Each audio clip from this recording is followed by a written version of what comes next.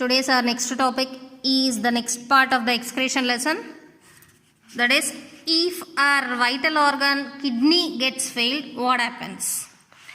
If our kidney is completely and irreversibly kidney fails, then that stage is called end stage renal disease. That is, if kidney stops working completely, our body is filled with extra water and waste products, and such a condition is called uremia, and our hands and feet may smell and we'll be feeling tired and weak because our body needs clean blood to function properly. In such a situation, there is another way to live, there is another forgo to live is dialysis. That is artificial kidney పనిచేయకపోతే, kidney పూర్తిగా పాడైపోతే మన బాడీలో ఉన్న వ్యర్థ పదార్థాలన్నీ మన కాళ్ళలో చేతుల్లో వ్యర్థాలన్నీ కూడా కాళ్ళల్లో చేతుల్లో ఉన్న ఫ్లూయిడ్స్లో వచ్చేయడం వల్ల కాళ్ళు చేతులు వాచిపోతాయి అండ్ మనం సరిగా ఏమీ పని చేయలేం.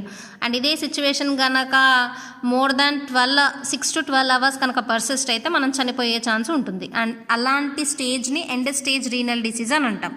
అలా బాడీ మొత్తం కూడా నీరు వ్యర్థ పదార్థాలు నిండిపోయే దానిని ఆ స్టేజ్ని ఆ కండిషన్ని యూరీమియా అంటాం. అలాంటి కండిషన్లో మనకి అవసరం అయ్యేది, అలాంటి కండిషన్లో మనల్ని బ్రతికించగలిగేది డయాలసిస్ అండ్ దీనినే ఆర్టిఫిషియల్ కిడ్నీ అని అంటాం. Okay, and how the dialysis will work will be seeing now. Several factors like infection, injury, very high blood pressure, very high blood sugar or restricted blood flow to kidney, this will lead to accumulation of poisonous waste in the body and leads to the death. And dialysis machine is used to filter the blood of a person when kidneys are damaged. This process is called hemodialysis. అమ్మ kidney dialysis ప్రాసెస్ని haemodialysis అన్నాం. ఎందుకనంటే రక్తాన్ని శుద్ధి చేస్తుంది కాబట్టి haemodialysis. And in this process blood is taken out from the main artery, mixed with an anticoagulant such as heparin, and then pumped into the apparatus called dialyzer. And this apparatus, blood flows through the channels or tubes which are made up of cellophane. And these tubes are embedded in the dialyzing fluid, and the membrane separates the blood flowing inside the tube and dialyzing fluid which has the same composition as that of plasma.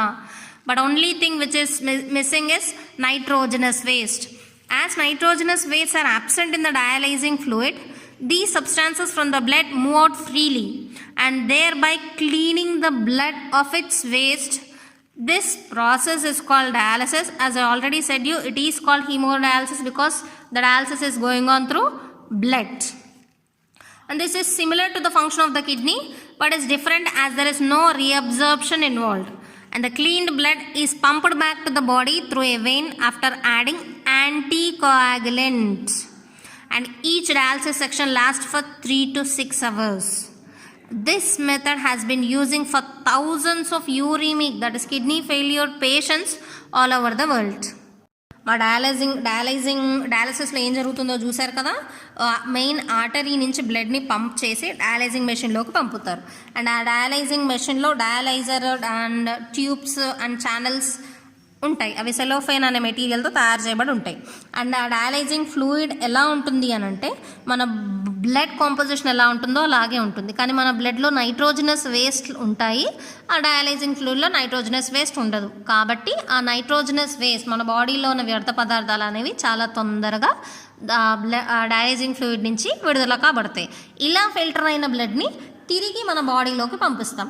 And here one important thing, body నుంచి blood బయటికి రాగానే గడ్డ కడుతుంది. దెబ్బ తాకినప్పుడు మనం రక్తం వస్తే గడ్డ కడుతుంది కదా, అలా కట్టకుండా ఉండడం కోసమని హెపారిన్ యాంటీకోగులెంట్, గడ్డ కట్టకుండా ఉండడానికి యాంటీకోగులెంట్ అన్న హెపారిన్ యాడ్ చేస్తారు.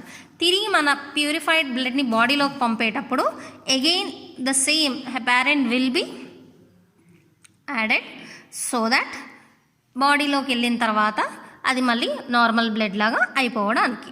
Okay, next topic is kidney transplantation. యాక్చువల్గా మనం ఈ artificial kidney that is dialysis machine మీద చాలా రోజుల వరకు పేషెంట్ని ఉంచలేము. పర్మనెంట్ సొల్యూషన్ వచ్చి kidney transplantation. A functioning kidney is used in transplantation from a donor జనరల్గా close relative and same blood group ఉన్న వాళ్ళు రిలేటివ్స్ నుంచి కిడ్నీని తీసుకుంటూ ఉంటారు. And the kidney that is received by a recipient must be a good match to his body to minimize the chances of rejection of the transplanted kidney by our own immune system. Okay, and the modern clinical procedures have increased the success rate of such complicated techniques. ఒకసారి బయట కిడ్నీని తీసుకున్నామంటే అదే kidney అనే కాదు, ఏ organ transplantation జరిగినా అక్కడ rejection అనేది జరుగుతుంది. అంటే మన ఇమ్యూన్ సిస్టమ్ మన బాడీలోది ఏది, వేరే బాడీలోది ఏది, అంటే యాంటీజెన్ బయట నుంచి వచ్చిన యాంటీజెన్ ఏది, మన బాడీలోది ఏది అనేది ఈజీగా రికగ్నైజ్ చేయగలుగుతుంది. కాబట్టి అలాంటి రికగ్నిషన్ చేయకుండా, రిజెక్షన్ జరగకుండా ఉండడం కోసమని బ్లడ్ గ్రూప్ మ్యాచ్ అయ్యేటట్టుగా కిడ్నీ ట్రాన్స్ప్లాంటేషన్, కిడ్నీ అనే కాదు ఏ ట్రాన్స్ప్లాంటేషన్ అయినా సరే జరగాల్సి ఉంటుంది. Nowadays, the process of organ donation helps a lot for kidney failure patients, and the organs are collected from the brain dead patients and then transplanted to the needy ones. Come on children, let's see the other pathways of excretion, that is accessory excretory organs. As we have already learned that kidney is the chief excretory organ of our body, and other than that lungs, skin, liver, large intestine have their own specific functions but carry out excretion as a secondary function. మెయిన్గా మన body నుంచి వ్యర్థాలని పంపించడానికి main excretory system వచ్చేసి కిడ్నీసే. కానీ ఇవే కాకుండా ఇప్పుడు చెప్పుకున్న లంగ్స్, స్కిన్ ఇవి కూడా వాటి వంతు ఎక్స్క్రీషన్ని అవి చేస్తూ ఉంటాయి. Let us see individually. First, lungs. As we have already studied in the respiration lesson, lungs will remove the carbon dioxide and water from our body. And next, coming to the second one, skin.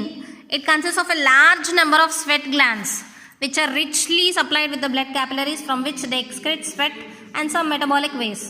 Since the skin sends out plenty of water and small amount of salts, it serves as an excretory organ. And the sebaceous glands in skin eliminate sebum which contains wax, sterols, hydrocarbons and fatty acids. అమ్మ మీకు already తెలుసు, skin నుంచి sweat అనేది బయటికి వెళ్తూ ఉంటుంది, వ్యర్థ పదార్థాలలాగా sweat బయటికి వెళ్తూ ఉంటుంది. అపార్ట్ ఫ్రమ్ దస్ అదే కాకుండా మనకు చెవులోంచి, ముక్కులోంచి వ్యాక్సీ అండ్ లేయర్స్ అనేవి బయటికి వస్తూ ఉంటాయి. And some type of fatty acids will also be secreted out through our skin. The next accessory organ will be liver. The liver will produce the bile pigments like bilirubin, urochrome, which are the metabolic waste of the hemoglobin. And we have already learned that hemoglobin, the lifespan of hemoglobin is 120 days, and this destroyed. After the 120 days, the RBC will be destroyed in the liver, and the urochrome is eliminated through urine. Biliverdin and bilirubin are excreted through bile, along with the cholesterol and derivatives of steroid hormones, extra drug, vitamins and alkaline salts, etc. And liver is involved in urine formation. And finally, the large intestine. The excess salts of calcium, magnesium and iron are excreted by epithelial cells of the colon, that is large intestine, and for the elimination along with the fecus. And some small amount of the nitrogenous waste are also eliminated through saliva and tears. Children, let us see the excretion in other organisms. Different organisms use varied strategies in excretion. Specific excretory organs are absent in unicellular organisms. Like freshwater organisms like amoeba, paramecium possess osmoregulatory organelle called contractile vacuole, and it collects the water and waste from the body and swells up, reaches the surface and bursts to release its content to outside. And the main excretion takes place through the body surface through diffusion. And the multicellular organisms possess different excretory organs for removal of waste materials from the body. Structural and functional complexity of excretory organs increases from sponges to humans. Like sponges and coelenterate do not have specific excretory organs as water baths almost all their cells. And excretory structures appear for the first time in flatworms, that is in Platyhelminthes, and they are known as flame cells. And let us see what are all the excretory organs in the hierarchy.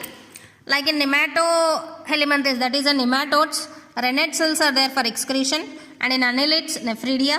In arthropoda, green glands or Malpighian tubules, and in mollusca, metanephridia are present, and in echinodermates, water vascular system is present. And as you all know, in reptiles, aves and mammals, there will be an excretory organ called kidney.